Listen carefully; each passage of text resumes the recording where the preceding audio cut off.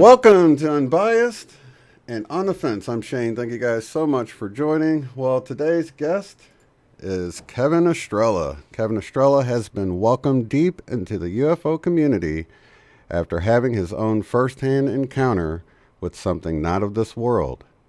Kevin is the guitarist and composer of the instrumental rock band Pyramids on Mars, a combination of elements of hard rock, industrial, and metal infused with lead guitar melodies inspired by violin, melodies of Baroque classical composers J.S. Bach and Antonio Vivaldi.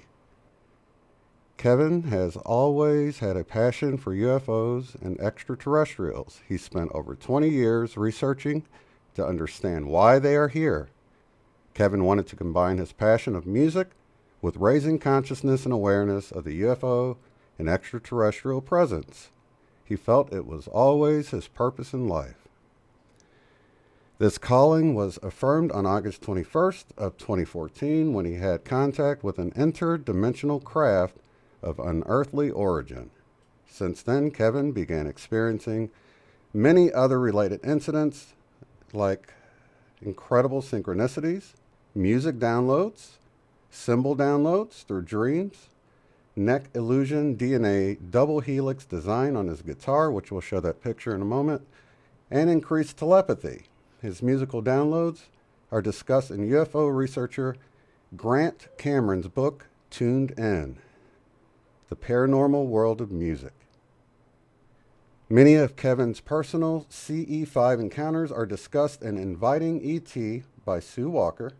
Kevin has become very involved with Sandia Wisdom on Twitter, extraterrestrials using Twitter, who reside in a complex under the Sandia Mountains of Albuquerque, New Mexico. He works very closely with Sandia ETs. Sandia has given Kevin several upgrades and downloads and has visits from them on a weekly basis. Kevin has been a featured guest on over 40 UFO radio talk shows. All right, it's a mouthful.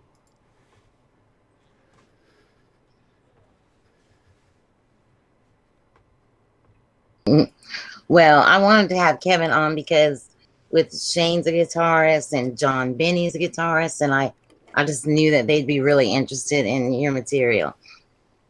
And I was really interested in the communication with Twitter, with the Sandia and all that, and this is just great. So where do you want to start?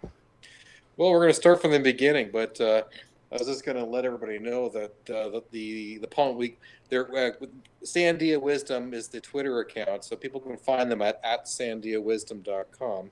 But just so we know who we're talking about, they're known as the Ponti. They are Zetas, so people recognize the extraterrestrials as, people look them as they call them the Greys. So they've got big black eyes and, large heads, no hair, your typical extraterrestrials that you've seen. But they're actually from the planet Pontel, which is the fifth planet orbiting Zeta Reticuli 2. And Sue Walker was introduced to them by surprise by Tilcom 5 years ago when she and her husband Sue, Otter, were watching The Voice on TV when all of a sudden Tilcom piped up from the mountain saying, "Oh yeah, this guy should win." They're like, "Well, who the heck was that?" in this telepathic voice, because Sue and Otter are both telepaths. So anyway, but I've been working with them continuously, and yes, I'm visited on a regular basis. In fact, the last visit was just Saturday night. So, wow. Mm-hmm. Yeah.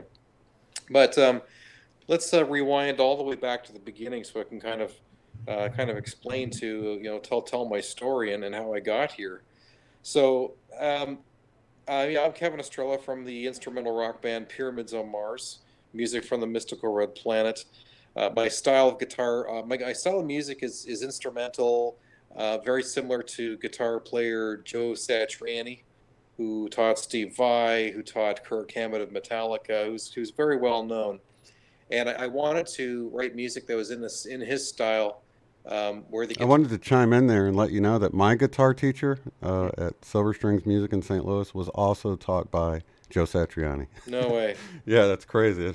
There you go. See, small world. Yeah, it is. So yeah, so I wanted to. That was basically my goal, and as in high school was to, to play like Satriani, and so I spent all my time woodshedding to get my chops up and studied melody and really worked at it. But I didn't want to sound like Satriani. In fact, actually, I'm more influenced by Yngwie Malmsteen, who's more of a neoclassical guitar player, who was influenced by Bach and Vivaldi and Paganini and guys like that. So that was actually where my real passion was, in regards to stylistically what I wanted to do. So after I was in bands through high school. I was in a metal band called Firestorm. I was in another band that was very Tool like, the band Tool, and we were Hmm. called Shatter Instinct. So I've been through several different bands and different metamorphoses.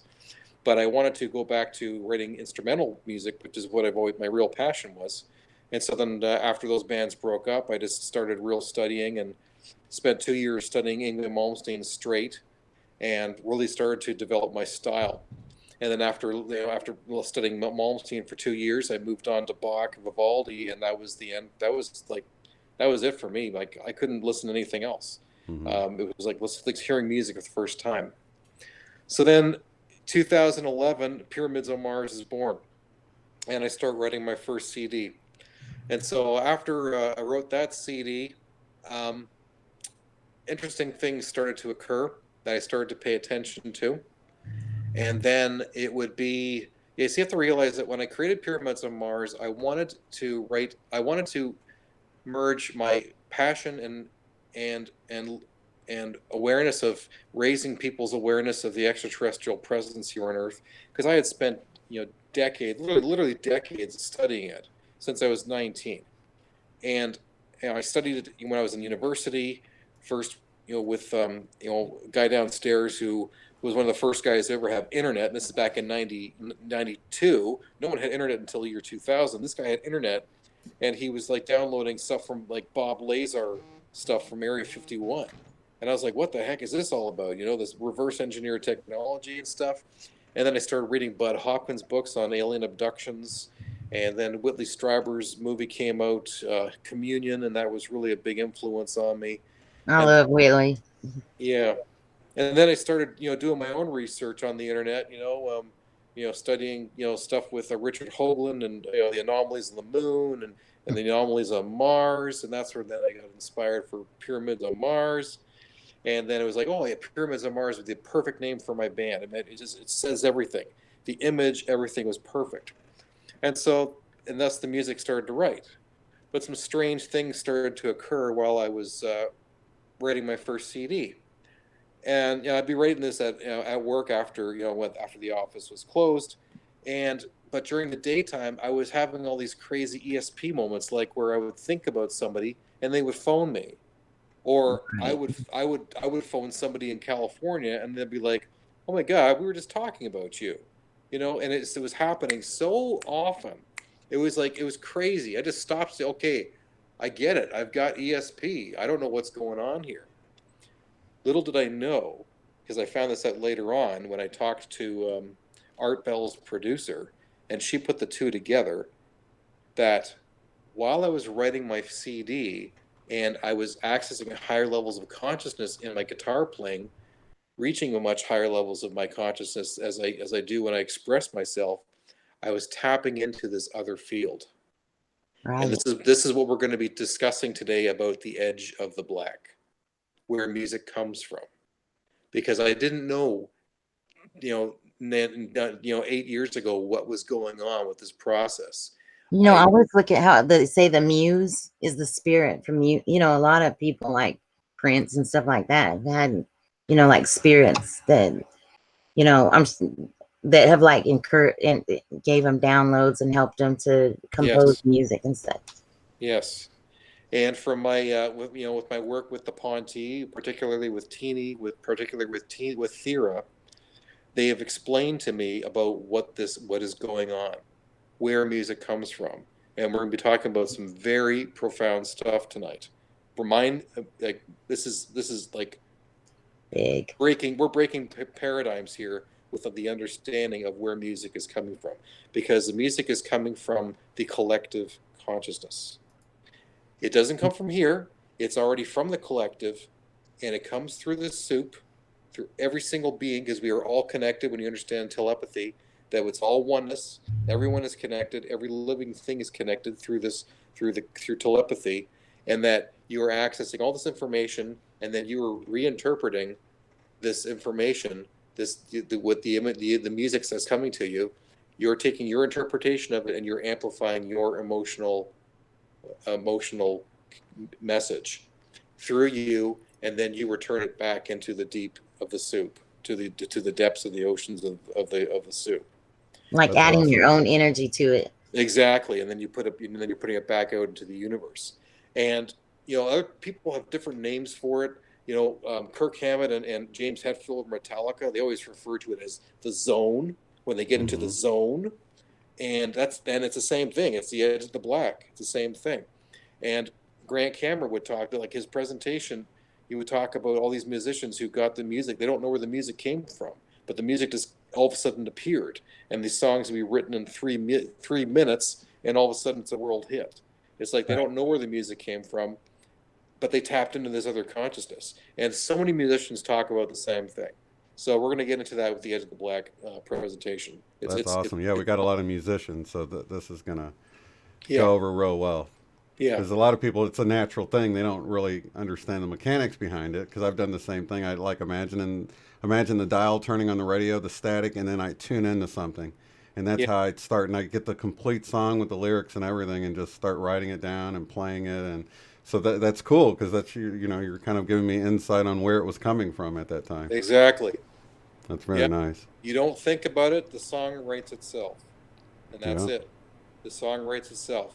Once your ego gets out of the way, you are accessing it from a much higher part of yourself at an unconscious level, and the song will just flow through you. And that's what you want. You're amplifying your emotional content.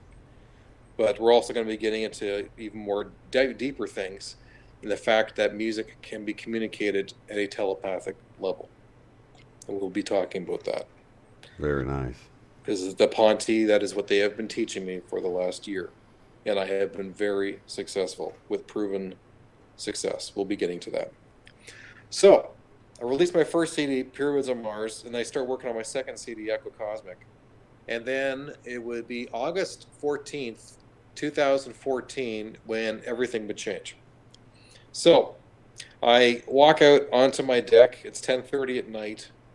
And on my right-hand neighbor's side, he's got this big tree. Within 7 seconds of me stepping out onto the deck, all of a sudden this object appears from behind the tree. Now, it was only 100 yards away from me. 100 yards away from me. So maybe 1,000 feet. Okay? Mm-hmm. No, yeah. Something like that. Yeah, not that far at all. And at first I thought it was a meteor because it was orange and reddish glowing, kind of like hot coals, and seemed to have like this mist or smoke that was kind of forming along the top of it and along the bottom of it. And when it finally came into full view, at first I thought it was a meteor, because that's what it looked like. It looked like a meteor going through the sky. But then I realized, wait a second, this thing's like really close. It's not like miles away. It's only like 100 yards away. And when it came into full view, it had like this mist that was coming off the top of it, along the back of it. It was orangish red. It was a disc, and it moved across the distance of my backyard. This thing just kind of going like this, just like that, right across my backyard. And Wow. I'm looking at it, going, "What the hell is that? Mhm. What the f is that?" I didn't know Yeah. what I was looking at. I was like freaked out because I seen UFOs on, on YouTube and on, movies. Nothing is comparable to what this was. Nothing I'd ever seen in my life. Because the other thing that was really strange about it was that it was two dimensional. Hmm. It was two dimensional. Sorry, I just think, Something's there. yeah, something. I asked them to come there. I think somebody might be here. Yeah, I asked them to come my own way. yeah. If you look up here, they often come up and appear in my bedroom up there, Wow. and they will. They'll just hang out. They'll be invisible, and I won't see them, but they will be there. How do I know? Because they leave handprints. In Wow. fact, there's a brand new pair of handprints from the last couple days. But they're not Pontique. I recognize Pontique fingerprints. They only have 4 fingers. They're thinner than mine, much thinner, and about 2 inches longer than my fingers. The new fingerprints are small, and they actually go to a fine point, almost like if it was a claw. So I have yet to figure out whose new handprints those are. But I'm digressing here. Let me get back to the UFO story. So yeah, the UFO, this thing shows up, and then it starts moving away from me, and then it moves south towards Bimbrook, and then it just disappears. Now, at the same time that it was moving away, it was forming this white swirling vortex in the front of it, kind of white swirling, like almost like a, I know it's kind of hard to explain. It's like it was a vortex, like a vortex. And I think it was opening a vortex or a portal while it was flying away from me. I'd never seen anything like that in my life. But the other thing about this object was that it was two-dimensional. And that's what I realized, that the thing was not from this earth. And so what I mean by two-dimensional is that it had height and width, but it had no depth. It just looked like a hole in the sky.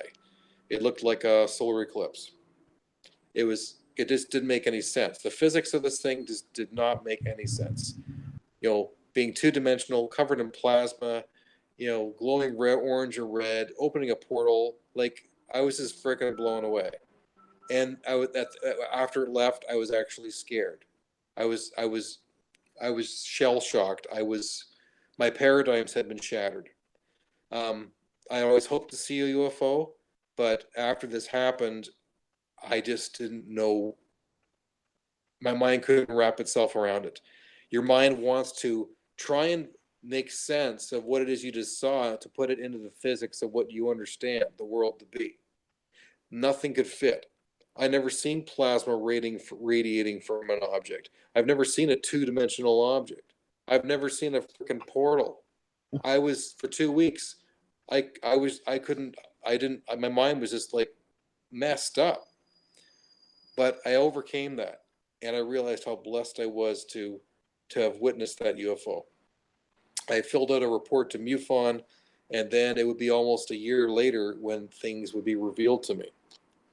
So the following year, I find out that there's the Alien Cosmic Expo at Brantford, which is one of the first UFO conferences in Ontario, with all these professional researchers from all over the world, or North America, were presenting. And I saw that Stanton Friedman was presenting, and I was really excited because I've seen a lot of his videos on YouTube. Oh But yeah.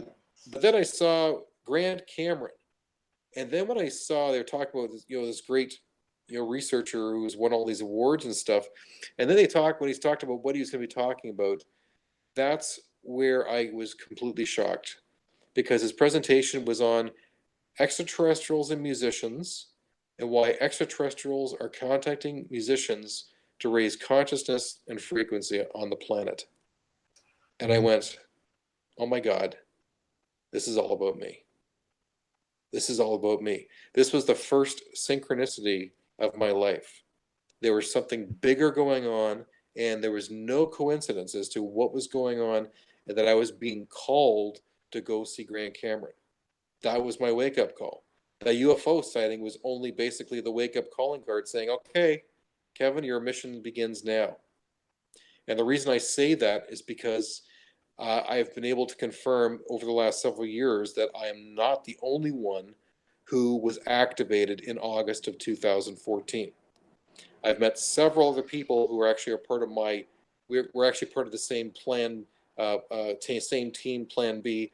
One is her name is Elizabeth April, and she's on Twitter, she's on YouTube, she's moved from Toronto to Las Vegas now. She's she's a hybrid actually, because in her other past life she was a tall Zeta, like an 8-foot Zeta, but she was activated in August of 2014 too. I've met a couple other people. Susan Collins, who has a show on Artist First, the same with me. She too was activated in August of 2014. So several of us, something was going on during this period of time where we were all activated at this time. So when I go and meet Grant Cameron at Alien Cosmic Expo, I walk up to him, hand him my CD. He looks down at it. He looks up at me and says, "We got to talk." And I'm like, "Yeah, we got to talk." And so then he does his presentation. He's talking about musicians and how many other musicians have been contacted by extraterrestrials, and the list is endless. We're talking Elvis, John Lennon, Ace Frehley from Kiss, all the members of the Moody Blues, Rick Wakeman from Yes, John Anderson from Yes. The list is endless. David Bowie too. All these musicians who were contacted by extraterrestrials, and I started to realize that I was part of a group that was being contacted, and I didn't understand all the basics as to why. But I started, as Grant Cameron's presentation went on, he started talking about how these musicians they're shutting down their analytical brain, and they're attaching themselves to a much higher consciousness, and music is literally coming through them, and it's just coming through them like a download. And then all of a sudden, I was like, this eureka moment happened, because I was experiencing the same thing while I was writing my first album. And that's why I was having so much of this ESP that was going on at the same time during the album, because I was tapping into this higher consciousness, but I didn't know it at the time. But when I saw Grant Cameron's presentation, it started to make more sense. And that's why he ended up writing that book, Tuned In, and some of my download stories are shared in that book. So, yeah, it's like some of my songs I can't even take credit for, because they literally just came in dreams. It was crazy, just absolutely crazy. For example, that's awesome. You actually have a list on your PowerPoint too of more artists that we'll mention later on too. So. Yeah, there's tons in there. So yeah, we'll be touching base on that. So so getting on with it, MUFON was next door. I went to them and I dropped the images I had drawn of my sighting. Stu Bundy looks down, his eyes grow big, he looks up at me and says, "Oh my God, I'm so glad you're here. We're doing a presentation on you tomorrow." And I'm like, "What? Doing a presentation on me?" He says, "Yeah, your sighting is one of the most authentic cases we've come across." And I'm like, "You're kidding me?" And he said, "No." I said, "Well, how many other people reported this UFO? There must have been dozens, because it was at 10:30 at night in one of the busiest areas of Hamilton. There must have been lots of sightings." And he said, "Well, that's the thing. Nobody else reported it. You're the only one." And I was like, "No, that's impossible. There's no way that I'm the only person who saw that craft at that time of the night, that low to the ground, that big, glowing as it did, and covered in plasma. You're telling me I'm the only one who saw it?" I didn't believe him. I honestly didn't believe him. And at that point, I was scared. I didn't know what was going on. I walked away from the table thinking, "Oh my God, what's going on here? This isn't right. How can I be the only person to see this thing?" And I was freaking out. So I call Grant and I tell him about it, and he says, "Yeah, I saw MUFON's presentation on your sighting, and don't worry, we'll talk about it. Okay, we'll talk about it. We'll go for coffee." And so we meet up and have a coffee, and then I tell him the whole thing again about the UFO sighting and it moving away, and how MUFON says I was the only one who reported it, and that was actually verified as well from another source, because I was a guest on the X Zone, Rob McConnell's radio show, after that weekend, and they were actually from Hamilton. They did a full investigation into any anomalies that were reported the night of August 21st, 2014. Came up zip, zip. Nothing showed up from anywhere else at all.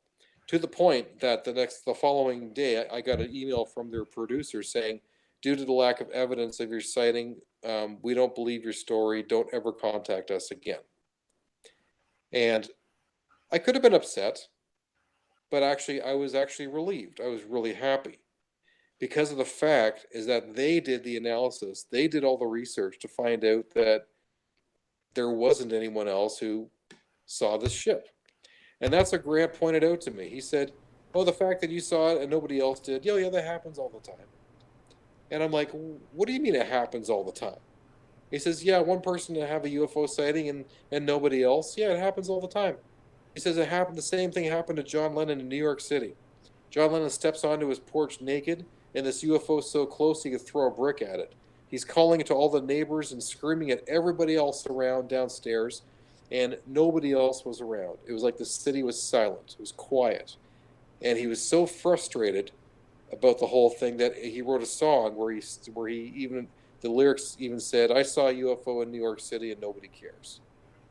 Yeah, So yeah, he was that's frustrated right. as hell. So then, basically Grant said, "Kevin, that UFO that flew across your backyard, they weren't going on a beer run. That they were there for you. They were in direct contact with you." And it was at that point where all of a sudden everything just stopped. It was like time stopped, and I was just like, "Oh my God, they contacted me. I'm selected for a much higher purpose." And that was a huge awakening for me. And I didn't, you know, I was just amazed. I felt like my whole life had changed that weekend, and my life had changed that weekend. Never would my life ever be the same again.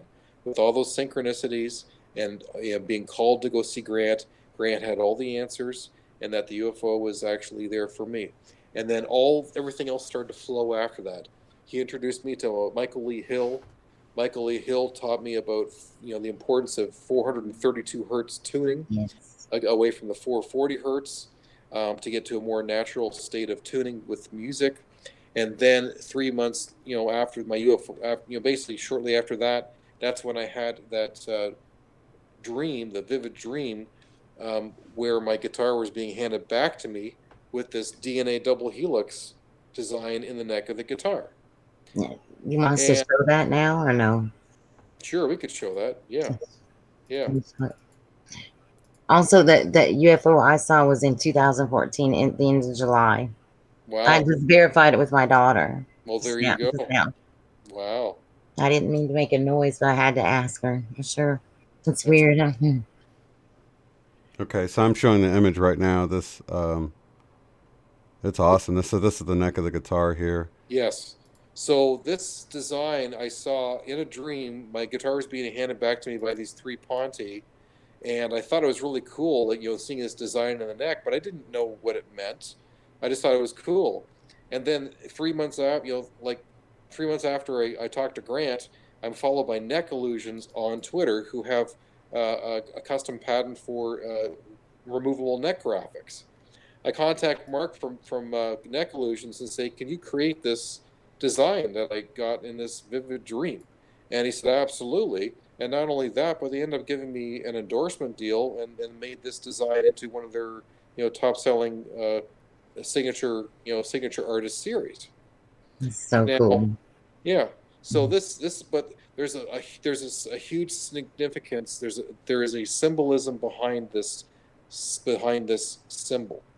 And what it is because I've learned this from a good friend of mine. Her name is Solaris Blue Raven, and she wrote a book on basically, I forget the name of the book, but it's basically on DNA activation and about getting into your higher frequencies, activating your higher frequencies into deeper states of your natural meditation that actually activates your DNA. And I did a lot of research on this since that time to understand what DNA activation is, and no, it's not science fiction. It is very real. DNA can be activated. Scientists know that DNA can be activated through frequency modulation. So by hitting certain frequencies, it can actually unlock dormant DNA. Scientists have tried to brainwash the public into thinking, they refer to all this junk DNA. Oh, junk DNA. There's no such thing as junk DNA. It's inactivated, switched off DNA because we are all hybrids. All of us. We are all hybrids on this planet. We are the children of multiple star nations. We are royalty. You have to understand this. Some people believe that they own us, but they do not own us. We are the royalty. The Ponti have been actively upgrading me for the last year, and they have been activating my DNA. They have been changing my DNA structure and my consciousness. My consciousness has been completely altered over the last year, and they continue to alter my consciousness very gradually. But this began last year, this process. And how do I know this? Because Sue Walker of the Telepath for Sandia told me that you're on the schedule for a visitation. This is back in April or March last year. I woke up to the sound of people down in my apartment, went back to sleep, and then I was woken up to the feeling of liquid draining out of my left ear. It was really annoying. It's like, why would I have liquid draining in my left ear? Sorry about that. No problem. Yeah. So yeah, you're on draining liquid out of your ear, and I've heard other people mentioning having liquid, like clear liquid, real watery liquid draining out of their ear. Yes. Yeah. Yeah. So what happened was, after I woke up and this liquid drained out of my left ear, I went to work the next day and came back home. Sue told me that I would know that I was visited because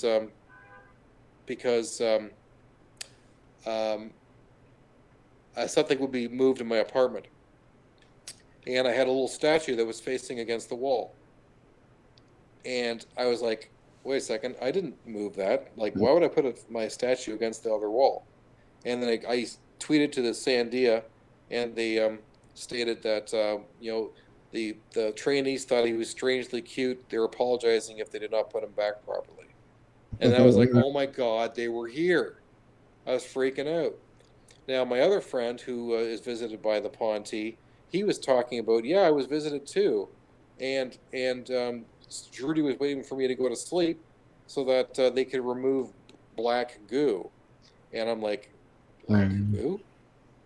I didn't know what he was talking about. Then I thought, hey, the liquid is draining in my ear. I ran up to my pillowcase, and what do I see on my pillowcase? I see this little reddish, brownish stain on my pillowcase. I'm like, and I explained to my friend, did you have liquid drain out of your left ear?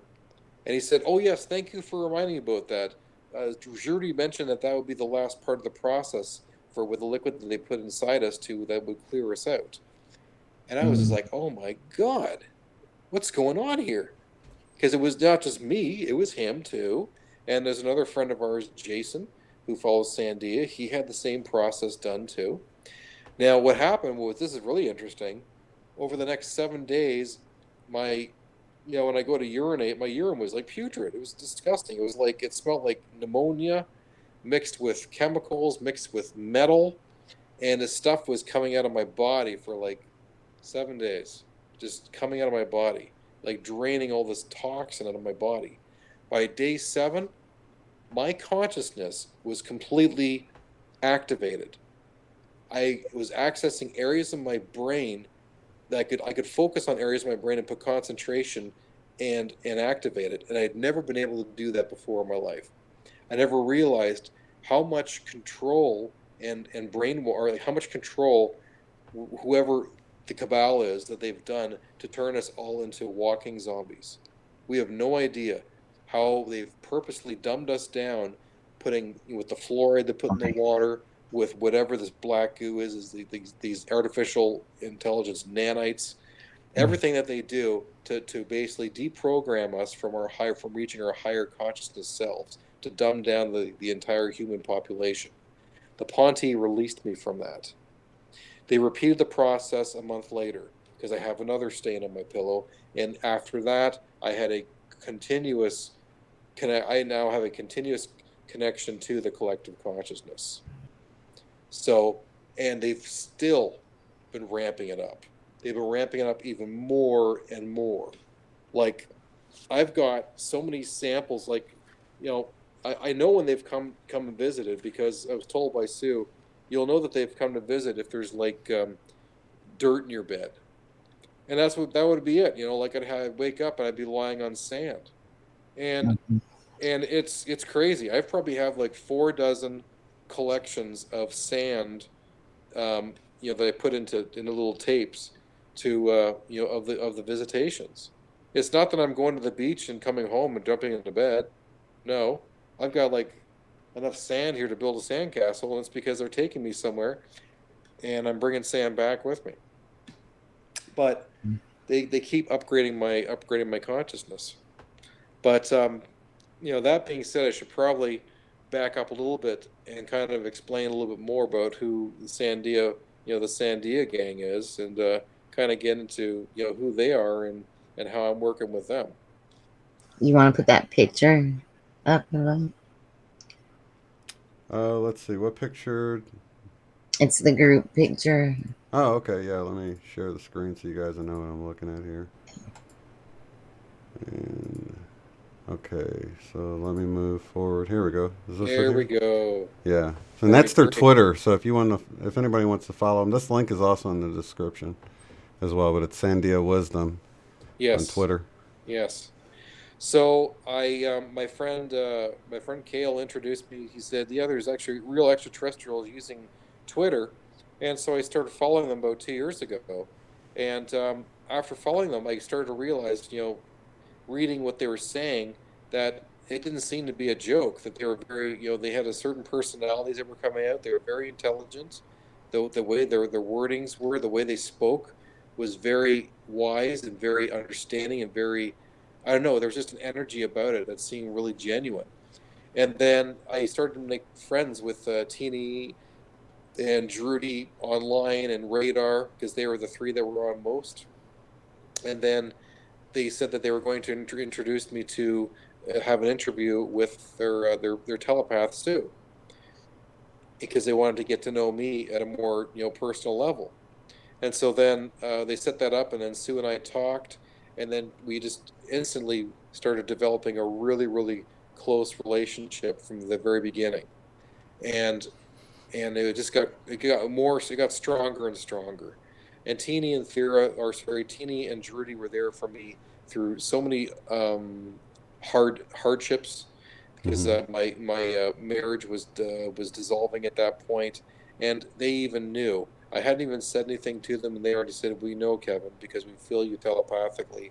We know what you're going through. We know exactly what you're going through," and they just described everything. And I was in tears, because they felt me telepathically, and they knew. They knew at a deep level. They knew me. Mm-hmm. and it's been even it's been more and more profound in regards to my deep relationship with them, and the things that they've shared with me, and the deep telepathic connection that we have, because they know things about me that they know me better than I know myself. They know, Right. because telepathy is communicated at such a deep level that you have to practice emotional honesty, because they're going to read into you at your deepest levels. There's no hiding in a telepathic nation. That's what people have to understand. See, humans have been so programmed to lie and to deceive, because they can hide through their words. They can think nasty thoughts about somebody after they've just met them. Well, guess what? When you reach higher levels of consciousness, like the Ponte and the Sandia, there's no hiding in a telepathic nation, Yeah, because it's they like know that out of body too. That you can't hide anything from anyone that you encounter. Well, I exactly. mean, they can try, but Yeah, there's no privacy. because they Mhm. know what you're thinking. You know, if Right. they're thinking, if I say, "Hey Sherry, how you doing?" I'm thinking, "God, I really hate you." Well, that comes through. It's like, Right. it's like, Mhm. what? What'd you just say? Or Yeah. like it's you can't hide. So I've learned a lot about the communication of what telepathy is, and I've experienced telepathy with the gang many multiple times. There's been some crazy, amazing things that have happened. Um, but I've learned the each of them they they each have different personalities. They uh, they all do different things, and I've learned so much from each one of them. And I've had the opportunity to meet them. Now I only have conscious memories of meeting some of them because a lot of my other memories have just been suppressed. But Can you tell about your daughter too when you get a second? About oh her? yeah, sure, yeah, Yeah. yeah, because my daughter, she really um, um, really wanted to meet the gang, and especially Radar. And I know that Radar has visited her, but what really touched Radar the most was that I gave Rachel a classical guitar a couple years ago, and she has gifted it to Radar. Radar was so over like just so touched by this gesture of this little girl who's never met him, who wants to gift him a guitar. That message made it all the way back to their home planet of Pontel. Rachel had no idea of the significance of that statement. Wow, that's amazing. Yeah. So she's met with the gang. I know that. My kids have had experiences with the Ponte. Um, the most recent was actually this weekend because my son Ryan, he visited me, and I'm just so thankful that the night that he visited me, I was actually picked up that night because I woke up the next morning and I was lying in sand, and so he had the opportunity. He actually got to physically touch the pile of sand and feel it, and then and yeah, it was cool. It was a great experience for him. But my oldest son, this happened just before Christmas, where he visited me at my apartment for the first time since I moved out of the house because we're in the middle of a divorce. Um, but I took him out for dinner, and so we're driving downtown Hamilton, and then all of a sudden he starts talking about this object that was hovering between the two tallest buildings in downtown Hamilton.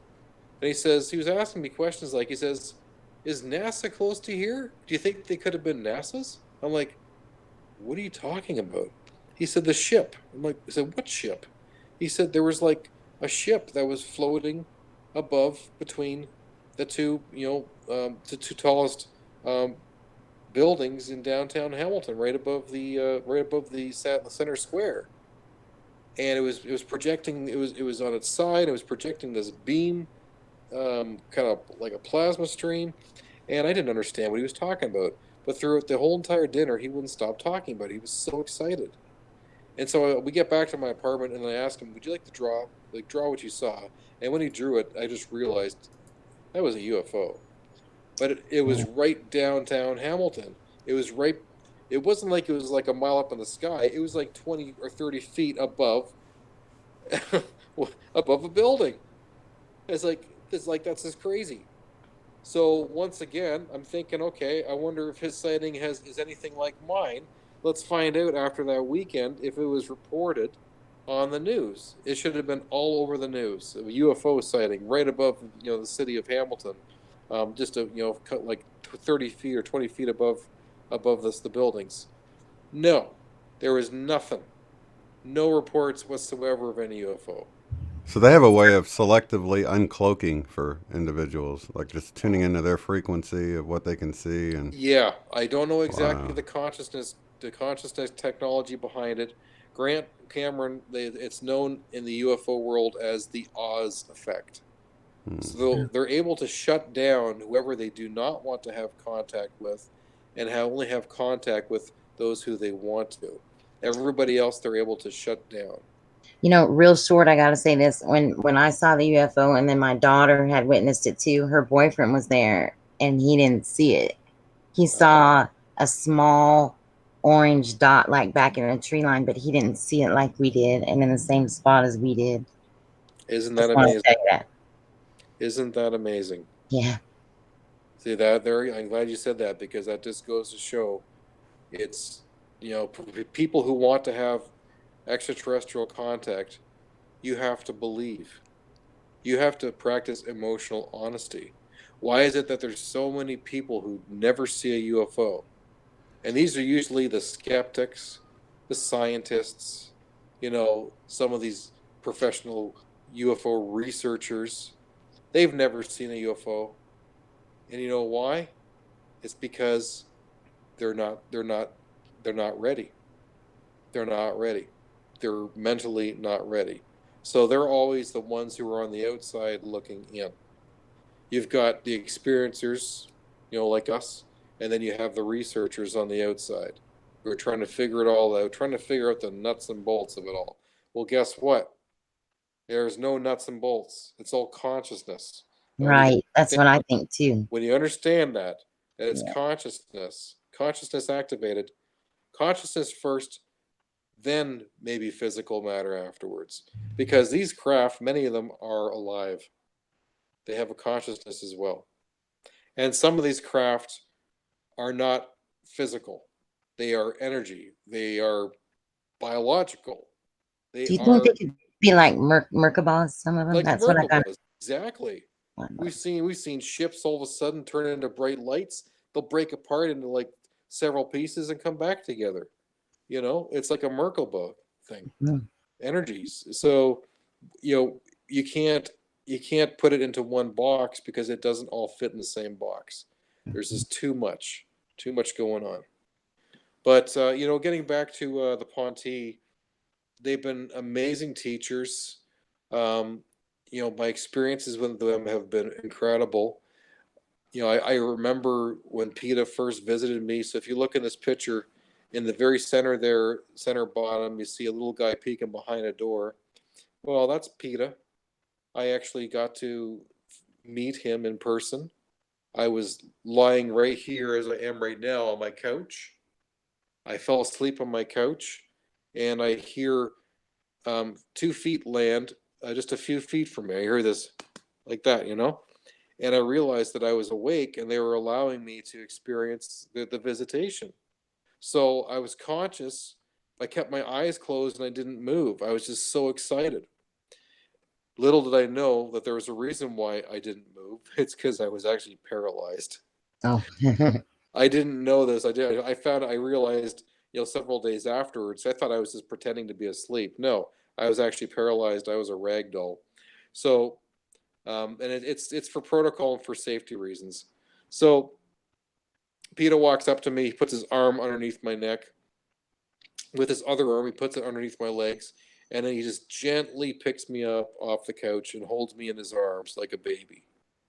I couldn't believe it. This little guy, who's like no bigger than my 7-year-old or 11-year-old son, is picking me, a grown adult, up off the couch like I weigh nothing. And then I give him a telepathic hug of light, which is something that they taught me when they visited me in Ozark, Arkansas last year. And I actually heard PETA moan in recognition of acknowledgement of receiving this hug of light. My arm accidentally slipped out of his arms, and it fell and it brushed against his arm, and I felt his skin, and he was wearing some kind of suit that felt like cool dolphin skin. I felt that. It was really cool. And then he puts me down, and I'm standing there and I'm all excited and I'm talking to him and I'm talking and I said, "Are you radar? Are you radar?" And then he just kind of whispers to me, he says, "No, it's PETA." So I thought that was really cool. But then as I'm talking to him, he starts to change his appearance. He starts to morph. His face starts to morph, his body starts to morph, and I kind of recognized it. And it would be almost a year later that I realized that he was actually transforming himself into this stormtrooper Halloween costume that my kids wore when they were like 5 years old. So somehow he accessed a memory from inside me, an old memory, a pleasant memory, and started to change his appearance to make himself look a little bit more something that would be more less frightening or something like that, even though I wasn't as scared of him.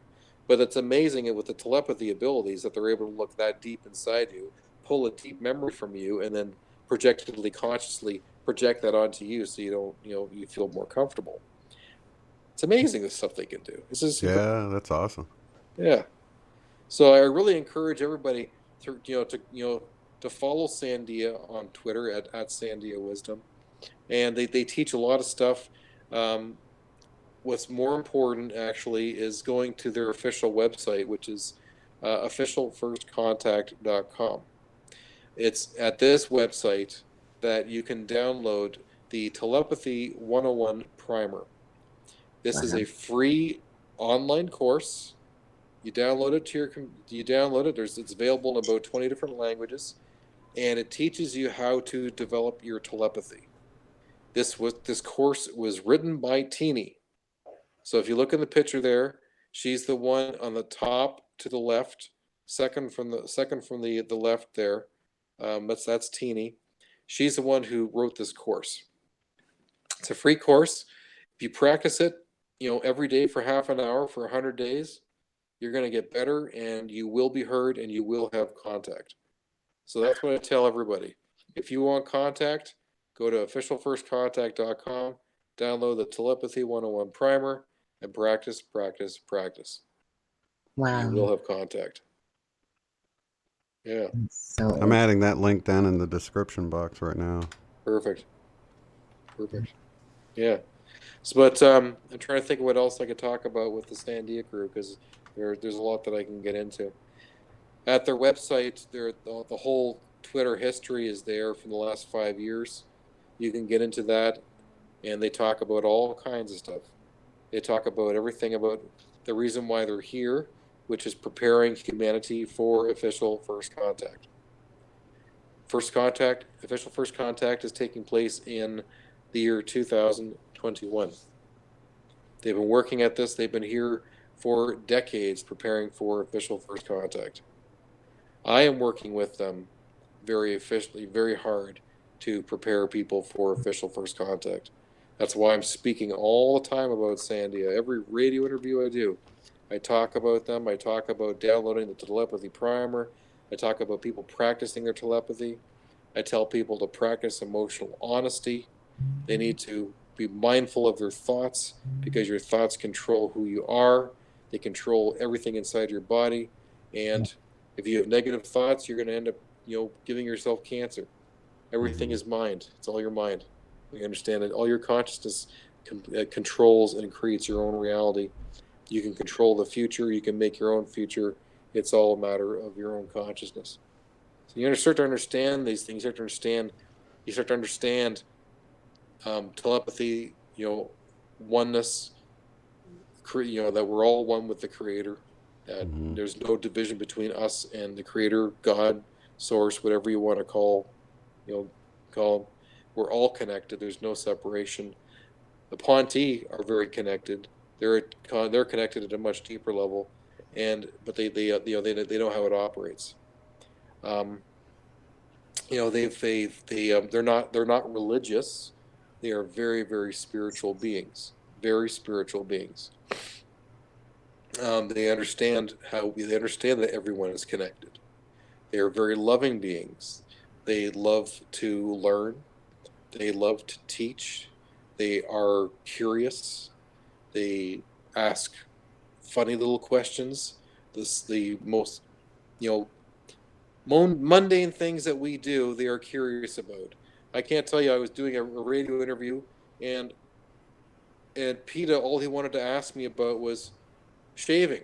How come you can have this, or how come you leave this here, and why do you leave this here, or why do you grow this here? Does it hurt? And all these little questions, these curious questions about things that we just take for granted. Like, what does it feel like to have hair? Or if you fart, is it better if you fart loud? Does that mean it's better? They ask all these silly questions. so cute. It is. In fact, actually, we talked about, when official first contact comes, are we going to find any common ground between us and extraterrestrials? And the joke last week on Twitter was, yeah, it's going to be fart jokes because they find them funny too. And they say it happens to everybody. Apparently, with them too. Aw, that's Oh so my god. cute. Yeah, yeah. But do you guys have any specific questions that you want to ask me? No, actually, I don't. I think this is. I'm interested in where you're going with this as it is right now. Do I need All right. to go to any other pictures here, or let me see here? Do you want to tell us who the guy with the? Seems like the rock star here, number 4, is a big hit in the chat. Oh yeah, that's Radar. That's Radar. Okay. Oh yeah, Radar's amazing. Oh my god, he is my pal. He is so funny. He's just how can I describe Radar? He's a nutcase. He's a motorhead. Um, he's a pilot. He flies too fast when he lands. He there's more dings in his skipperships that need to get fixed on a regular basis because of his flying. He pushes the boundaries all the time.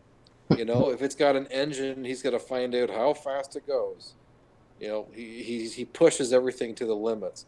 So much that if you look on to the right of him, you see Grayson.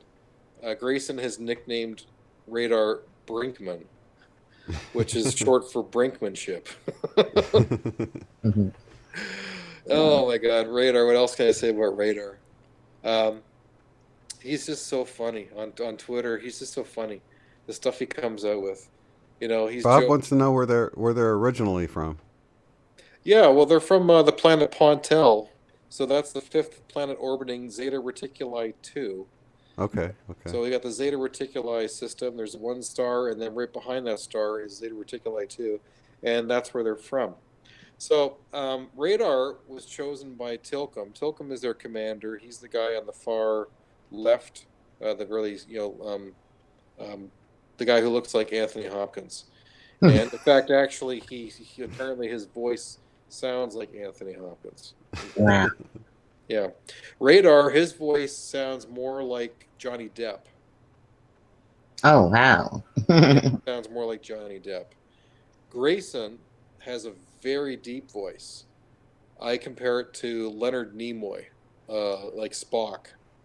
Mhm. And the reason I could say this is because I remember hearing their voices, because they spoke to me telepathically when I visited when they visited me when I was in Arkansas for the Ozark UFO conference. So they threw a tea party for me. Um, That's awesome. yeah, that was crazy. That was nuts.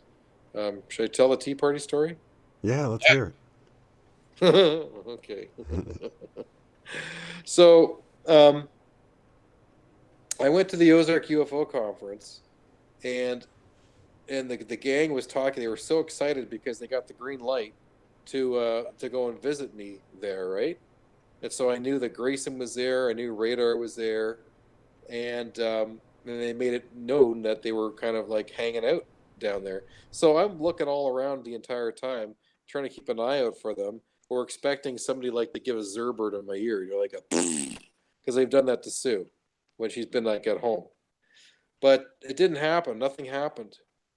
So I was kind of disappointed when I didn't have any visitations from them at the Ozark conference. So I thought it was a week and a half later.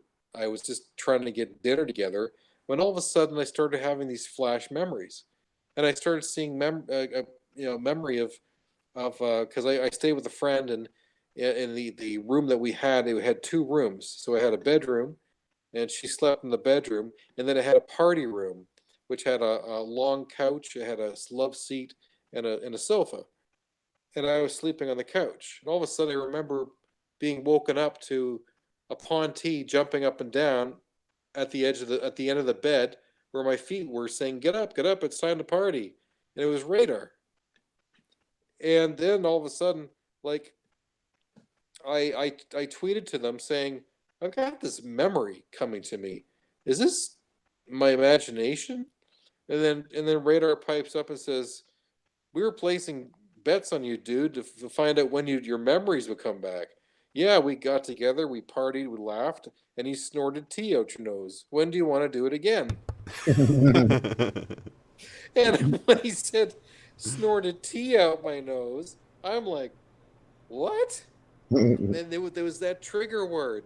Once he said that trigger word, the memory came through me like that. It was like watching a movie trailer, a movie trailer of like 2 minutes, but it instantaneously I remembered it, and like it was like a flash that played out simultaneously, and I remember the whole thing, like a whole memory.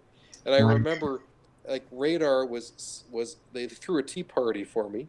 It was in the party room. So Radar is sitting right across from me on the love seat, and Tilcom is sitting next to him on his right hand side. Radar is looking at me. Jordy's on my right hand side. She gave me a tea, and we're talking. And I just remember hearing Radar, talking about something that had to do with. I guess it had something to do with him doing something in the hangar bay, trying to hot rod his skipper ship, and something went wrong, and so he's running around the hangar bay screaming for help. You know, and then while he's talking about this, all of a sudden this voice interrupts him, and I hear this voice in my head says Brinkman, and I'm thinking, when did Spock come in the room? And then all of a sudden, the thought comes, because I knew that Grayson had a deep voice, and I thought, Grayson? And I couldn't see him, right? I look behind me. Here he is. He's behind me, leaning against the wall. And he looks over at me with this grin. And then I just lost it. I turned and I snorted tea out my nose all over Radar. I like a shotgun. Oh my gosh. Yeah, and I'm just laughing my ass off. And I'm so embarrassed. And Radar is laughing so hard that he's literally snorting himself off the couch. Like this. I swear to God. If you can imagine seeing a Zeta with big eyes, like he's snorting himself off the couch, he looked like Jack Skellington from A Nightmare Before Christmas.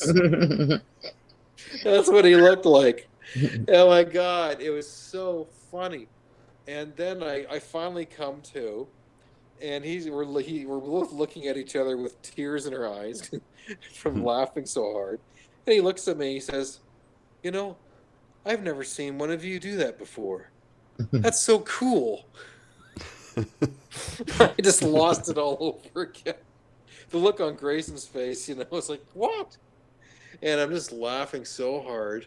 That was the craziest. Like the other thing is, I not only do I remember hearing them talking to me telepathically in my head, but I remember how I felt because they surrounded me in this hug of light. I felt them telepathically. Their energy was just it was so consuming inside me. My whole chest just felt nothing but unconditional love and joy, the most amazing feeling I'd ever experienced in my life. I describe it to people like if they've seen the movie E.T., the Extra-terrestrial. Oh, yeah. And when you see E.T. and his heart's glowing, that glow, that is a hug of light, what it looks like physically. But that is what you feel when you're with them. This love, your entire being is surrounded in this love. And that's the other reason why I was over the top in losing my tea, because I was so overjoyed in emotion that I was high as a kite on their love. It was incredible.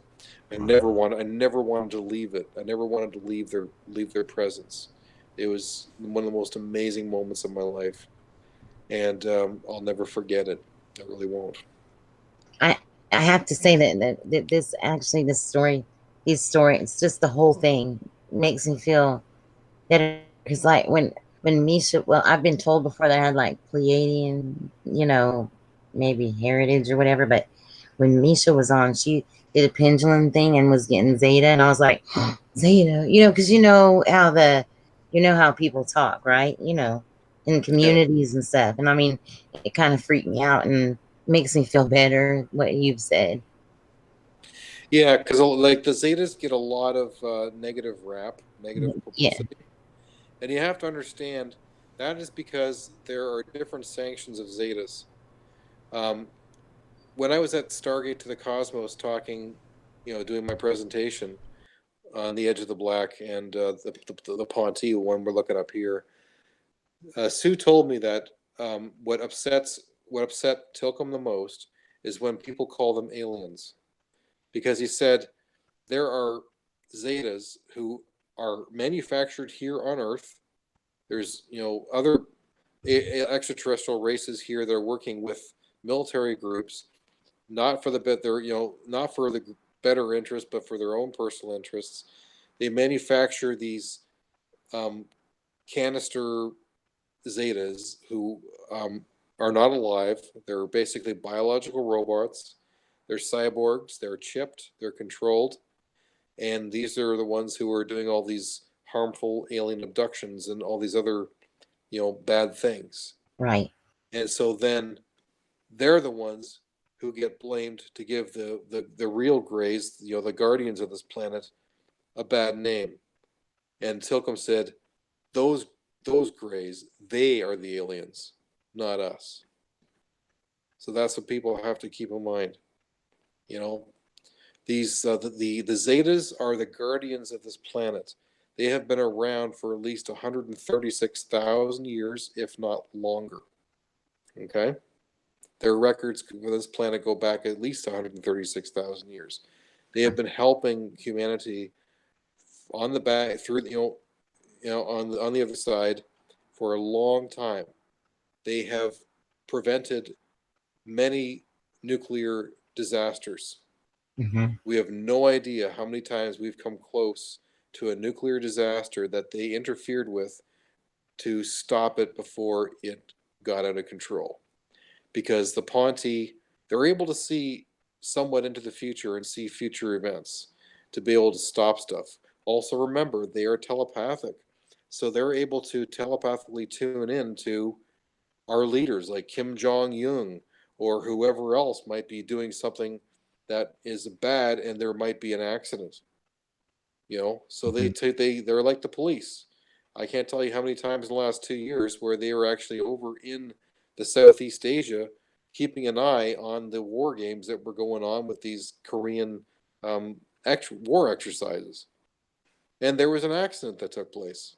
I'm not sure if you knew about it, but a nuclear warhead or some kind of warhead was accidentally shot, and it was heading towards Russia. But they interfered. They intercepted it and stopped it. Wow. But you don't hear about this stuff on the news. No. Well, yeah.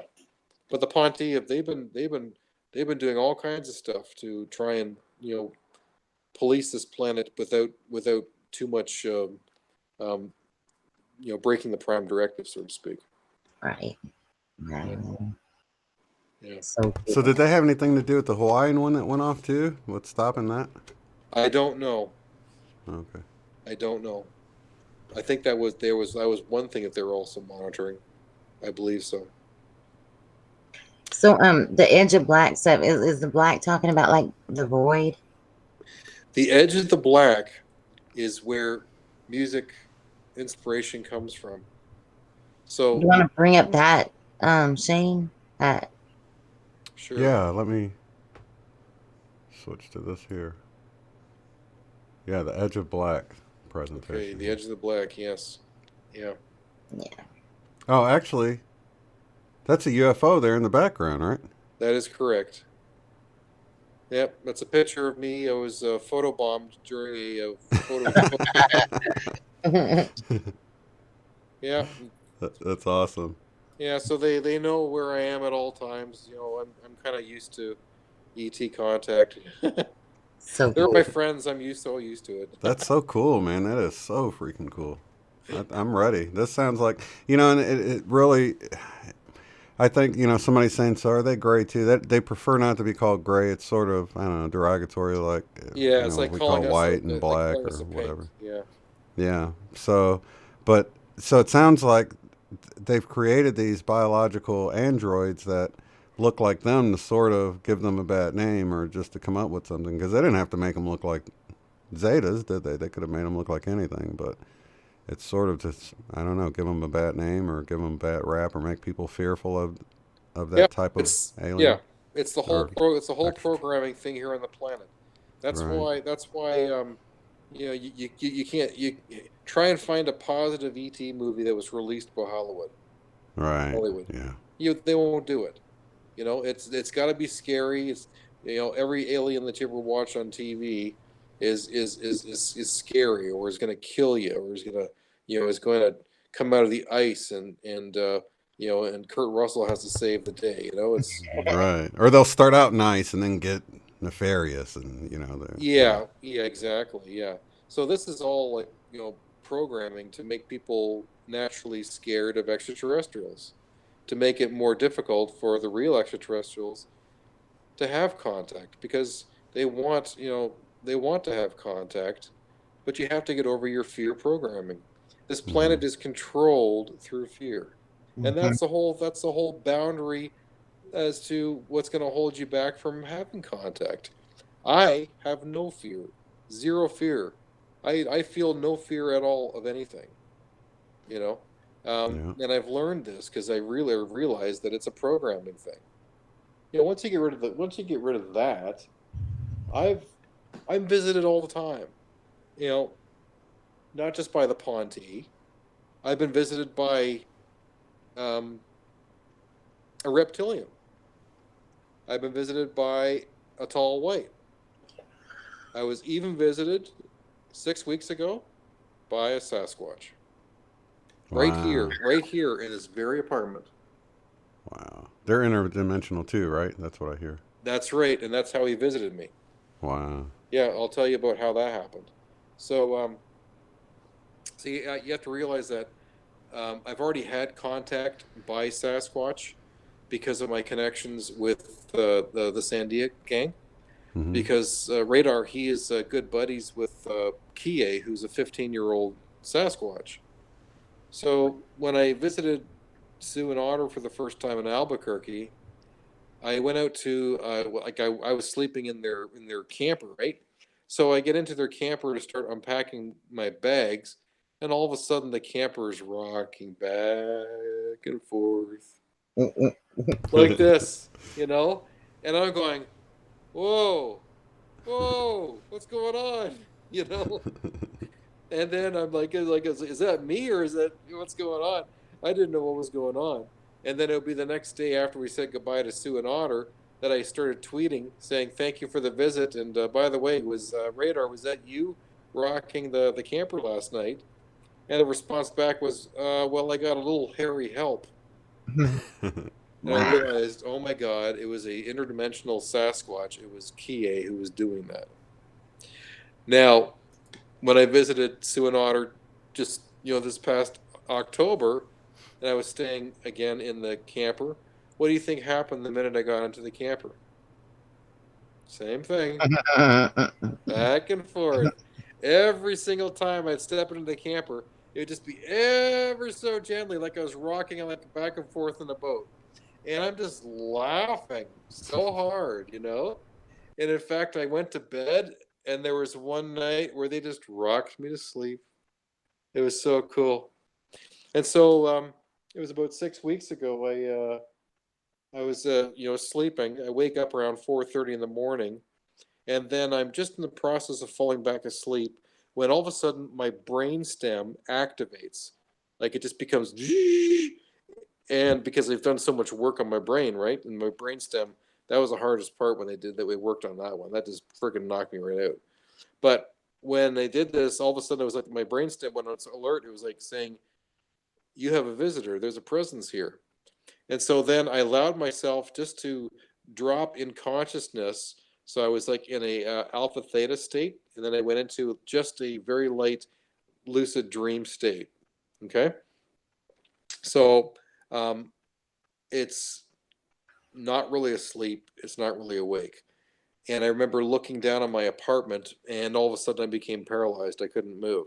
And then all of a sudden, I felt on my right hand side, I felt this body pressing up against my right hand side.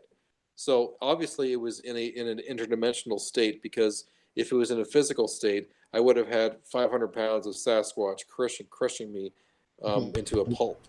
But it Yeah. wasn't. I just felt him on my side, and then I felt his arm wrap around me and tuck underneath my right hand side, underneath my armpit, right. And I felt this huge hand, and then I heard telepathically in my head. It wasn't with my ears, and it was not a dream. Telepathically, I heard in my skull. I heard,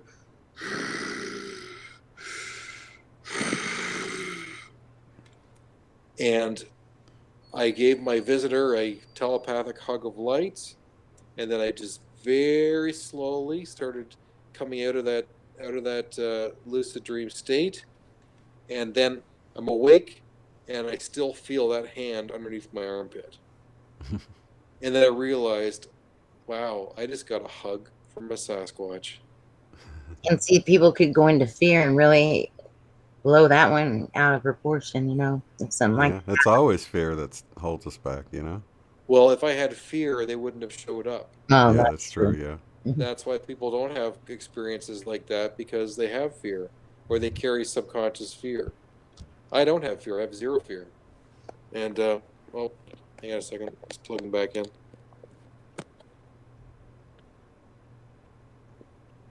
There we There. go. So I have zero fear. I have zero fear at all. And why is that? That's come from becoming so used to their visits. Mm-hmm. You know, after you've been visited like 4 dozen times. I don't know what's 4 times 12, whatever, 48 or 50 Mm-hmm. visits. It's just like, oh, they came again. Oh, they came again. Oh yeah, okay, they're back. Oh, this has been moved my apartment again. Oh, here's a new handprint. Oh yeah, I'm so used to it. It's just a part of my life. Yeah. You know, I'm kind of and like that with kind of like ghost spirits, you know, or ghosts, you know, kind Mm-hmm. of. yeah, yeah. So when you open yourself up emotionally to bring in positive, to have positive interactions with positive extraterrestrials, Mm-hmm. they'll come to you, and that's where the real magic takes place. That's where the real magic takes place. Uh, I enjoy their visits. I enjoy finding more evidence around here.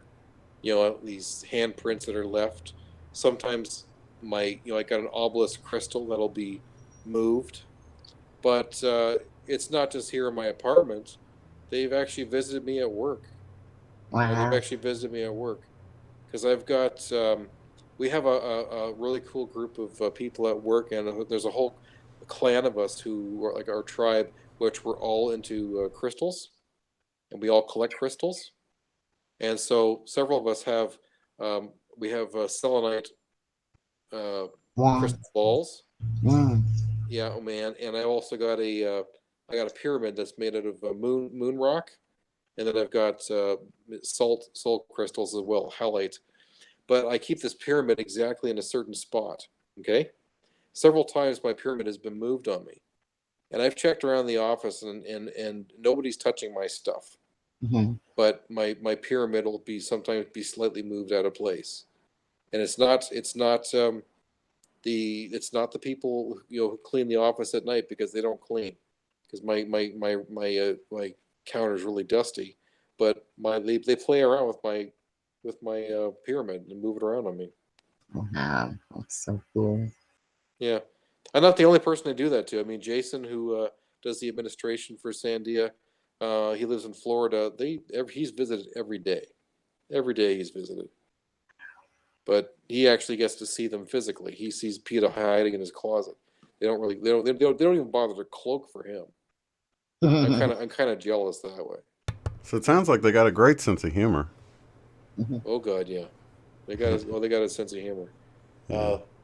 There was a time where um, Ray or PETA showed up at Jason's place, and so Jason farted in his direction, and was kind of blowing it in his direction, right, like that.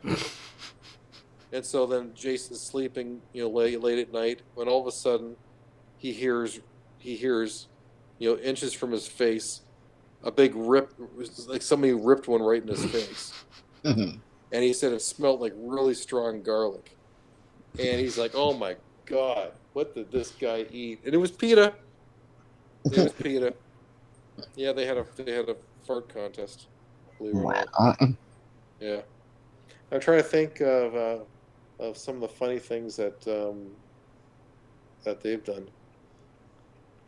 Okay, not necessarily funny, but they did kind of surprise me one day when I was just sitting here on the couch talking, and all of a sudden, can you see that?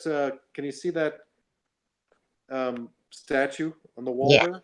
Okay, Yeah. and there's a speaker next to it. Well, all of a sudden, the speaker went flying off the shelf there, um, and it caught that statue, and the statue went flying across the floor. But there is no force that was that was that would have done that to the speaker. Somehow, it was like somebody had accidentally leaned on the speaker wire and caused everything to go flying off the shelf Wow. while I was sitting here. While I was sitting here, it wasn't a poltergeist.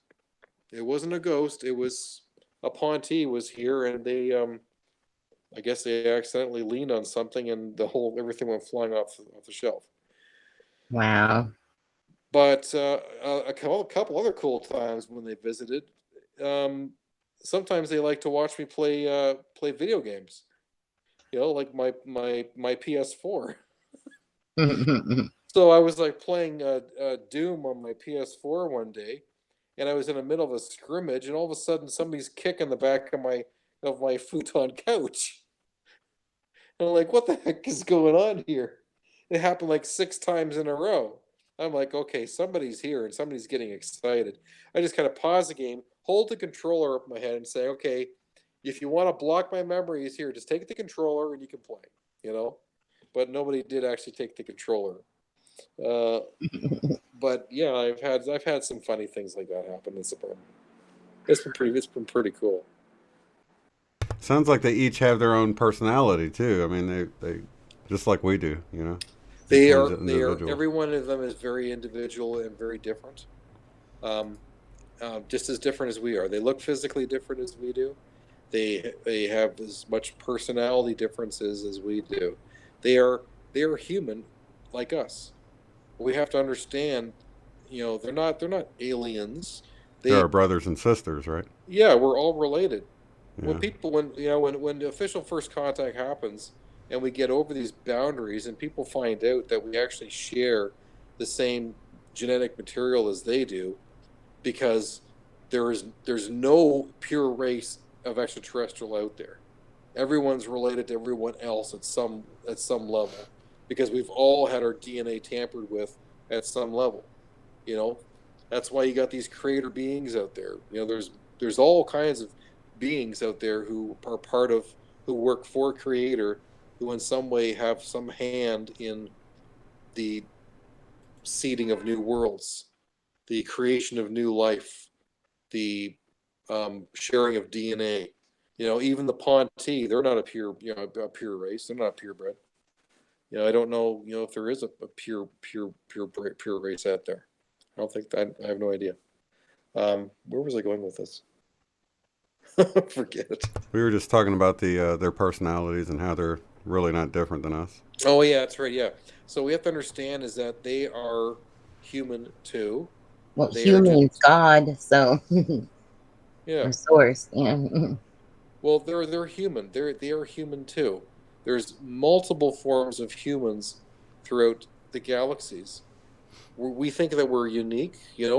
We are human. They are human. They're just not Earth human. They're Ponte human.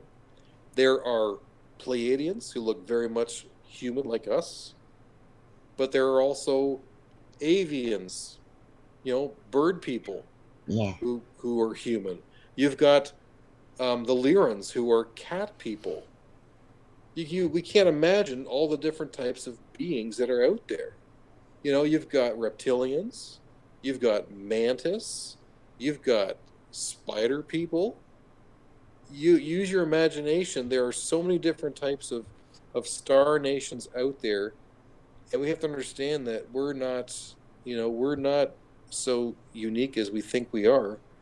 There are multiple different types of beings out there who are much more advanced than we are. The Ponti, just to give you an idea of how advanced they are, they had their official first contact millions of years ago. We think we're so smart. Look how much technology we've done in the last 100 years. Well, how much technology do you think they have with a million years? Put it into perspective. But the you have to understand is that they understand about consciousness. Their technology is merged with their consciousness. But they've also had a chance to mature with their technology and their spirituality to have a balance of both. And what they are afraid of with humanity is that we are gaining too much advancement with our technology and we are lacking in our spiritual being of connection. And we are actually, in many ways, we are going backwards in spirituality because of all the evil on this planet. And it's about me against you. It's about let's take as much from this planet as we can and trash this planet, but we're going to make lots of money doing it. Who cares? Or the man-made religion too, that sort of the religions that distorts the spirituality to an extent. They distort spirituality and put people into control systems to which is basically very much to alter thoughts and control behaviors. And when you say that, as far as people being fearful of these beings, they're so far in advance of us. If that was their intention, they could just zap us out of here. That's what I say. It wouldn't be like any kind of a battle. It's just that's not their intention. No, it's not. So it's nothing to fear, really. Yeah, Hollywood people are portray. afraid. People are afraid of thinking, there's going to be an alien invasion. Well, here's the hard truth: we already are slaves. We don't even know it. The Reptarians, the ones who created us a long time ago, these Reptarians, they were here on the planet before us. They were here when the dinosaurs were here. They were created by the Alpha Draconians. I talked about this in my presentation. The Reptarians have been here before us. They genetically changed the primates and adopted to make us into more of a slave race. But they also dumbed down our DNA so we could only evolve to a certain level. Other star nations saw this as, breaking cosmic law.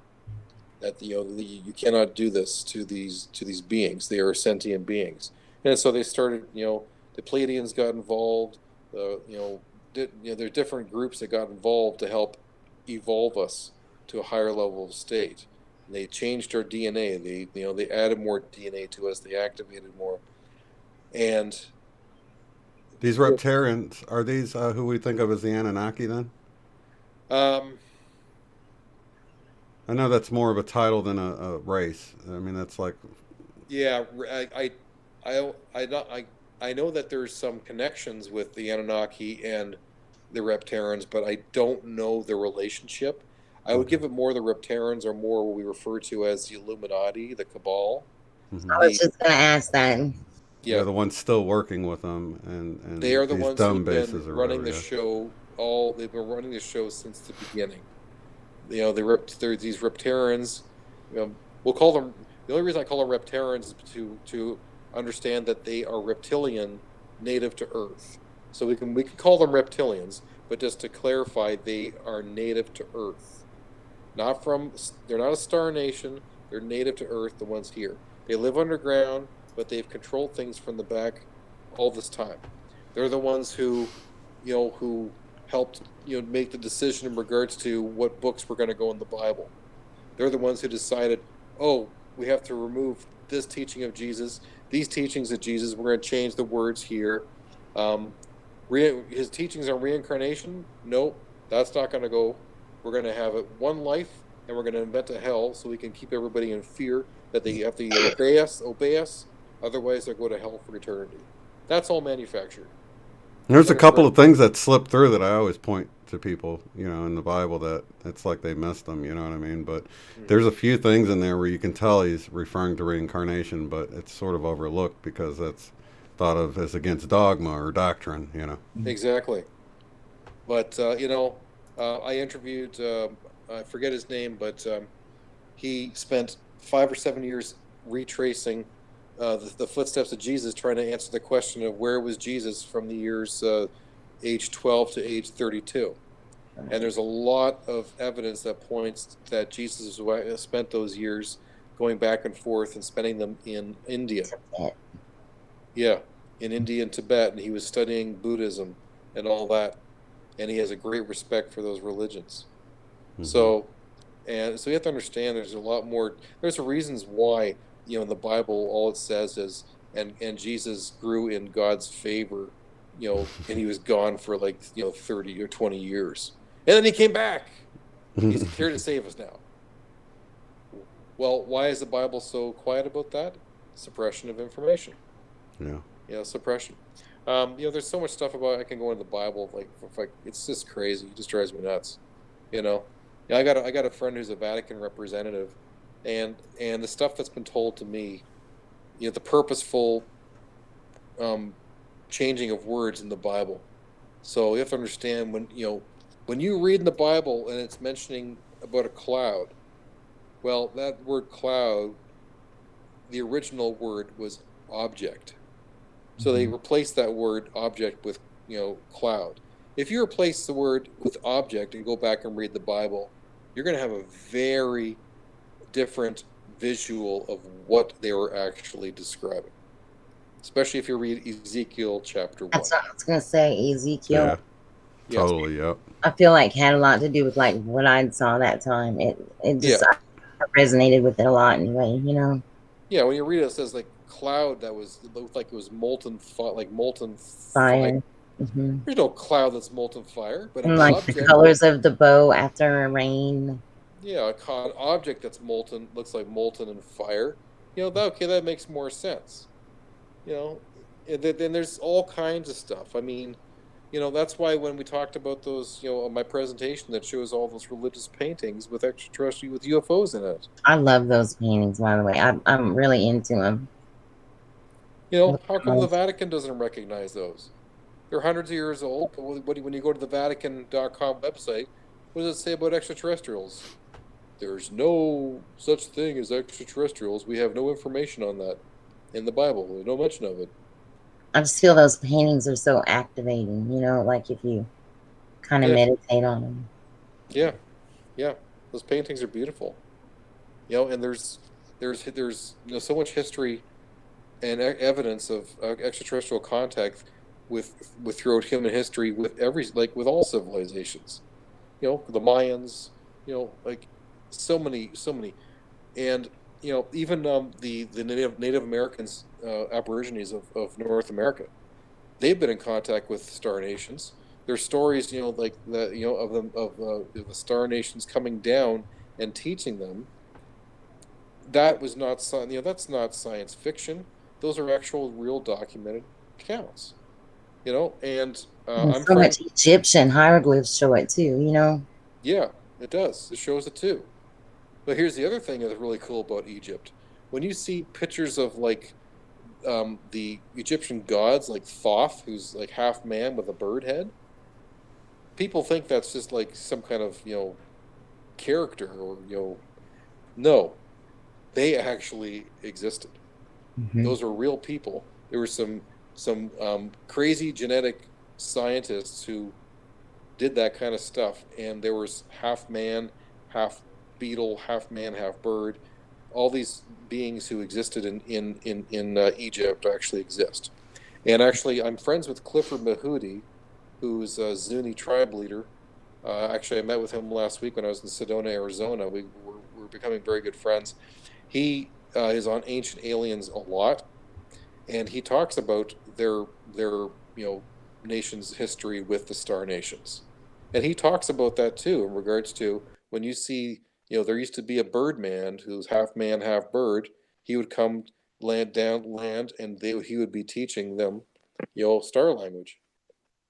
So, this is like, the real stuff that goes on. Yes.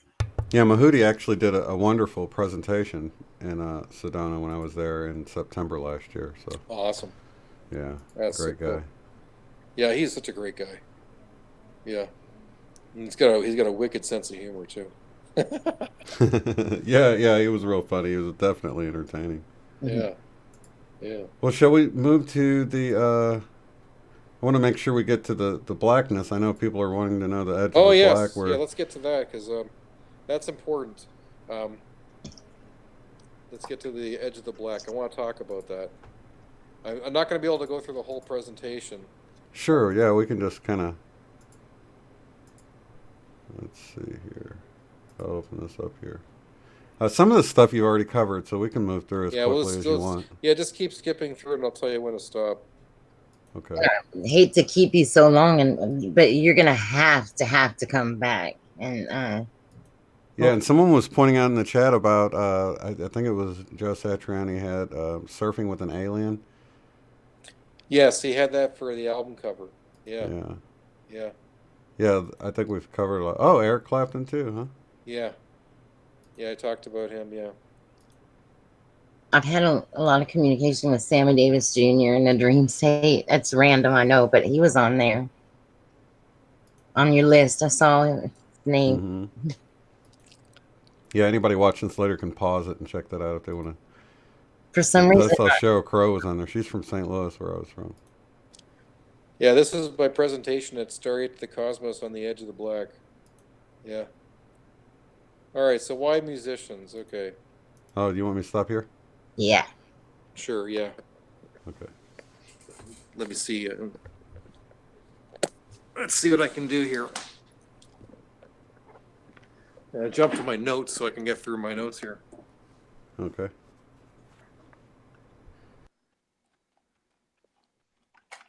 All right, hang on. Yngwie Malmsteen. Yes. My hero. Yeah. Right. Why musicians? Okay, let's see what we got here. Okay.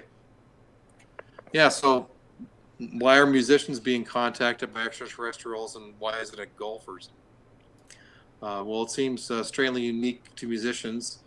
Grant Cameron, he actually did a lecture at an elite golf club in Phoenix, and in his preparation for his lecture, he did a search on the internet to find if he could find a big name golfer that everyone might know to see if who had a UFO or an extraterrestrial encounter. And what Grant found was that he could not find one single one at all for golfers. But when he did the search for musicians, hundreds of musicians just showed up. So it taps into the very understanding of musical creation. Where does creativity come from? What sources of inspiration are musicians getting their music from? And as Grant Cameron had found out, that it taps into, musicians are able to tap into this other world where the music is coming from, and the musicians are tapping into it through dreams, through spiritual guides, non-physical realms, and that music seems to be non-local nature when it comes to this. Music coming from a non-physical, higher conscious base. So the reason musicians, why this is happening, is because musicians have this natural ability to tap into higher consciousness. We can complete music through dreams. There's stories of musicians. These stories of musicians seriously challenge the understanding of song creation, creativity, and even reality. Creativity and its ability is connected with the creative right brain, opposed to the left analytical rational brain. Mm-hmm. Musicians are able to naturally tap into this higher state of awareness of connecting, and they go to what the Ponte refer to as the edge of the black. So to understand the edge of the black, let's see where we are. Yeah, edge of the black. There we go. Okay, perfect. Yeah. You need to understand telepathy. So we talked about what what telepathy is and how it's communicated. Let me just skip over a couple things here. But telepathic communication is a more highly evolved than spoken language. Telepathy is more than just hearing a voice in one's head. For years, people would be treated as mental illness if they said they had, heard people speaking to them. We are telepathically, we are telepathic by nature. Humans are. However, much of this has been suppressed through all of us through social programming, and also through the chemicals that they put in our food, and the fluoride they put in our water that calcifies our pineal gland, our third eye, our connection to our higher self. Mm-hmm. The Ponte, my friends, they perform procedures, as I explained. They remove these impurities, so I can attest that my consciousness is completely different today than it's ever been in my entire life, and it continues to be more and more enhanced all the time. Telepathic communication encompasses complex, multidimensional aspects of true, clear communication. It is more than hearing a voice in the head. It's communicated in visuals, in pictures, in images, but more importantly, telepathy is carried on an emotional wavelength. Mm-hmm. So it's all thoughts, all emotions are transferred. There's very little room for misunderstanding with a telepathic being. Mm-hmm. So, the extraterrestrial explanation of creativity. From the extraterrestrial explanation of creativity, when one gets into a creative state, it is creating music, painting, art, writing a story, whatever it is, the brain waves start to slow down. You enter into an alpha state of consciousness. It is here that one is connected most strongly telepathically. We do this naturally through different parts of the day. So waking up, having a shower, driving sometime. That moment when you are just waking up in the morning to have a shower, driving a car, or in mid-afternoon sleepy time is when we usually get to coffee. Many musicians will attest to the fact that songs will just suddenly pop in their head when they're doing one of these activities. And then comes the challenge and frustration of trying to record the ideas right before the song leaves them. And I can't tell you how many times this has happened where I'll be in the shower and all of a sudden the next part of my new song will just be written there, right in the shower. I won't even be thinking about it because I've dropped into this state. So from Star Nation's perspective through telepathy, one is connecting to the universal collective consciousness. There we go, perfect. So my friend there, Teeny, she refers to it as the edge of the black. And she says that's where I go when I tap into the collective consciousness. She says, go out all the way out into the universe, just to the edge of the black, then turn around and play the music that you hear from there. Now, I'm going to actually read something else here, which is very important, because this is my learning at an even deeper level when I was playing my guitar and recorded something, and the Ponte heard it telepathically thousands of miles away. And then I started to record my music, and then Thera, she actually wrote to me, explaining to me what I'm doing, and it was so beautiful and profound that I turned it into a poem, and I'm going to read this to you. Oh, awesome. It's called Into the Forever Oceans. Kevin, you are moving forward, beginning your understanding of the vibrational impact of the proactive planning of intent behind your forward through time ripple of telepathic emotional storytelling. You have begun the soul deep dive, as the whales say. You have begun to recognize how important your understanding of the soup is, how your music literally ripples through the collective consciousness. When you go to the edge of the black, you go to your 9, your place of highest potential, where nothingness and everything exist. As a new thought or inkling, can you still hear me? Yep. Okay. Yeah, you're good. As a new thought or inkling for a song comes to you, it echoes through the soup to you. Add your interpretation and your emotional story potently to the ripple and amplify your emotional portion. Sing the strings. Sing them with your tears. Sing them with the greatest love you can put into the intent behind the images you are sharing. Tell a visual story and an emotional story with your guitar.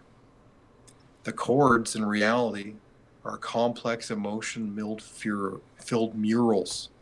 Make every note count like the brushstrokes of a painting and the tremble of an emotionally laden voice. Your strings and your heart must merge. Send your songs into the forever oceans. Thera. Wow. It's beautiful. Beautiful. So, this is what we're talking about the edge of the black. You know, I don't know how many times I've had a song pop in my head that was so awesome, and I was like, man, I need a telepathic recorder right now. Just because sometimes you just can't lay it down quick enough and the way you're hearing it, you know what I mean, and record it for later. Yeah. You Yeah, know. I always keep my phone close to me, and I'll hit the record button, and I'll hum the melody or whatever, or I'll beat out the chord progression or whatever I can to try and get down as much as I can of that new song that pops in. Yeah. Yeah, yeah, yeah. I'm not going to be able to get into much more of this presentation just for the fact that my phone is on such a low battery that it's not charging fast enough. So I won't be able to talk more about the actual presentation. Okay. Well, Someday, maybe someday I'm going to put this on YouTube. This whole presentation. Yeah, that would be good. Someone else you mentioned earlier, or no? Let's see. Oh, there! I love that quote. That's from Kirk Hammett. To imitate is to create. You have to start somewhere. Yeah. That's one of the most profound quotes. It's brilliant, absolute brilliant. You also mentioned her earlier. Yes, yeah, Blue Raven. yep. She's my teacher. She's the one who taught me about DNA activation. But her book, I can't read. I can't read it from here. But one of her books talks about how to develop your natural meditation to get into your highest state of being. So you have to, when we say meditation, you have to understand that everybody has a different form of meditation. It's whatever brings you into your highest state. For me, I finally learned that my highest state of meditation is when I'm actually playing my guitar. Mm-hmm. So I'll pick up my guitar and I will just start playing melodies that are the melodies that I really am inspired by, which are like Vivaldi violin influenced melodies that I just start to create. Then Yeah. I just start weaving melodies and chord progressions and changing chord progressions and arpeggios when I'm playing my guitar. And while I'm doing that, my consciousness is just expanding, going in somewhere else, and I go to the edge of the black. And then you just enter that timeless zone. And then you'll know that you're there when you enter that timeless zone where it seems like time is just you're not even paying attention, and before you know it, 50 minutes have gone by and you've been playing. That's when you're in the zone. That's when you know that you're in the zone. That's hit that timeless zone. And I think with our community, there's, whether it's, artists or musicians or singers or dancers, whatever, it's like that right brain activity. Sometimes that might be their highest form of this meditative process because that's where you're really connected into source. Mm-hmm. So whatever it is for that particular person, for you, it's the guitar, but someone else it might be piano or dancing or moving, or singing Exactly, or whatever. or dancing. Yeah, exactly. Yeah. It's whatever brings you your greatest joy of being in your highest self. So for some people, it may take them years to discover what that is. But for every person, it's individual and it's personal. But once you tap into that radio frequency and you feel that where you're connected to your highest self, that is when you're activating your DNA. And that's what Solaris Blue Raven teaches. So keep practicing until you figure out what works best for you that makes you into your highest state, and then do it on a daily basis. because the more that you do it daily, the more and more that you are lining your frequencies up, and you're going to put a protective layer over yourself to protect and embrace your energies. That's what she teaches. And then it's activating for others who watch or listen, you know? Exactly. And other people are going to be like looking at you like, whoa, there's something really special about that guy. What is he doing? You know? Totally. Yeah. Well, man, it was a pleasure having you on. I do have all of your links down below and everything. You've got a website. You've got music available that people can listen to and enjoy. Oh, yes, awesome music. Some of the music's in the description box, right? Yeah. Yeah. Yeah, so you can find all my music at pyramidsonmars.com. Pyramidsonmars.com. My 2 CDs are there. You can listen to them off the website. You can order them through Amazon or there's 42 different stores online. You can order my CDs, so you can order them there. I think you can still order them physically as well. There's a link to the Pyramids on Mars store. I sell T-shirts there as well and posters. I got links to my online instructional guitar videos. If you want to learn how to play, the kind of stuff that I'm doing, which is more neoclassical influenced, Malmsteen, Vi, Satriani, Paul Gilbert, Bach, Vivaldi, really cool stuff, out of the box thinking guitar stuff. Check out my lessons, because there's lots of free trailers there as well. I think we put one of those links in the description too that I had found. Oh yeah, that's a great one. That's the trailer there has some really great stuff in there. Yeah. And as well as people wanting to have contact, to get on that Twitter account, which I have, the Sandia Wisdom. At Sandia Wisdom. At Sandia I Wisdom. followed it. Yeah, me too. Yeah, and that's down below for anybody who wants to do that. And then, of course, the official firstcontact.com website, which we mentioned earlier. That's right. Another important Telepathy place. 101 primer. And practice. If you want contact, you will have contact. Awesome, man. What I'm a show, excited about man. I give you guys everything, I appreciate it, man. It's awesome. And this is the perfect group. I mean, this is going to spread like wildfire with our group, because, a lot of us are wanting. I knew they'd love him. Yeah, a lot of musicians and artists and everything that need to hear that. And I do sessions all the time, and it's like, do more art. Get back into your art. Whatever that art is, music, dance, writing. Man. Tap into it, because the more you do it, it's going to become easier, and the music will write itself, the painting will draw itself, and when you get into that timeless zone, that's where it happens. You're accessing the edge of the black. It's a collective consciousness is coming into you, and then you're flowing it back out into the collective consciousness. This continuous flow. Yeah, even writing, I've seen a lot of writers that's doing the same thing, and it's all beyond yourself. It's tapping into that greater edge of the black, as you say. That's right. Cool. And that's why also some writers will write about stuff that ends up being, they think it's science fiction, but it's actually real based, because they are accessing those star nations who are programming that into your music or into your stuff. Yeah. You're actually getting real information because you're tapping into the Akashic records. People don't even realize this, how many great, Hollywood writers are actually have done this, or they've actually astral traveled to other places, and they were given information to write about because they tapped into it, Yeah, and you can tell that stuff too. It's really activating when you watch it, and it's like so many things that we're just like, I don't know. The Never-Ending Story is a really good one for. I was just gonna say that. Or it's like you can tell, and it's like you can tell that a lot of times it's just done out of ignorance. You're like, wow, what a great storyteller I am. And I just came up with this great, brilliant story in my own mind, but it wasn't, and it was well beyond your own mind, into the edge of the black, as you say. So is the edge of the black, and you are tapping into the collective consciousness, and you're expressing your personal interpretation of the information and amplifying your emotional message through that. That's what's going on. That sounds awesome, man. Well, thank you so much for coming on, and love to have you back again sometime. And absolutely, it was a blast. Yeah, I mean, we could probably go another 2 hours even if we had battery. If I had batteries, my head's pretty fried. Well, say hello to our galactic brothers and sisters for us, and tell her we're ready to make contact, and we're going to start practicing this stuff on the official First Contact website. And I really appreciate you, man. Oh, thank you so much, guys. And thank you, Sherry, for bringing them on. Lots of love and light to you guys in the chat, and we'll see you on the next one. Peace out. Peace out. If you'd like to support the work I do, go to paypal.me/UOTF. Thanks.